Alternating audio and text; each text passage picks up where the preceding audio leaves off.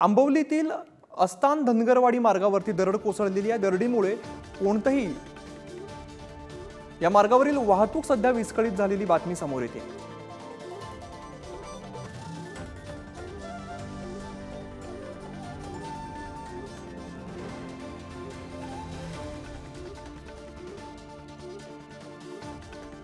तर खेडमधील अस्तान धनगरवाडी मार्गावरती दरड कोसळलेली आहे।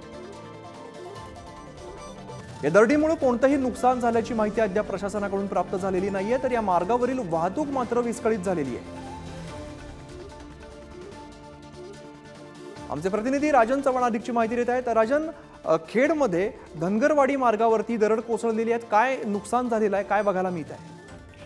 नक्कीच अमित, आपण जर पाहिलं तर या ठिकाणी गेले काही दिवसांपासून कोकणामध्ये मुसळधार पावसाने हजेरी लावली आणि त्यातच आता माहिती येते की खेडमध्ये जे आस्थान गाव आहे तिथून असणाऱ्या धनगरवाडी नजीक या ठिकाणी दरड कोसळलेली आहे। त्यामुळे या मार्गावरची पूर्णपणे वाहतूक विस्कळीत झालेली आहे।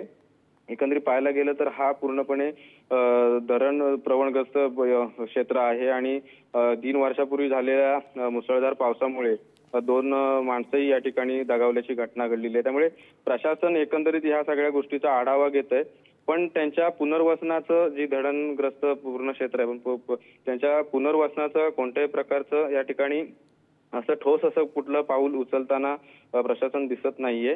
झालेल्या या घटनेमुळे आता पूर्णपणे वाहतूक या मार्गावरची पूर्ण विस्कळीत झाल्याचं दिसतंय आणि पूर्णपणे मातीचा हा पूर्ण ढिगारा हा पूर्ण या रस्त्यावर आलेला आहे आणि तो पूर्ण ढिगारा आता स्थानिकांकडून तसेच पूर्ण आता प्रशासकीय कर्मचाऱ्यांकडून या ठिकाणी तो मोकळा करण्याचा या ठिकाणी प्रयत्न प्रशासनाकडून केला जात आहे। निश्चित राजन, धन्यवाद या सगळ्या सविस्तर माहितीसाठी।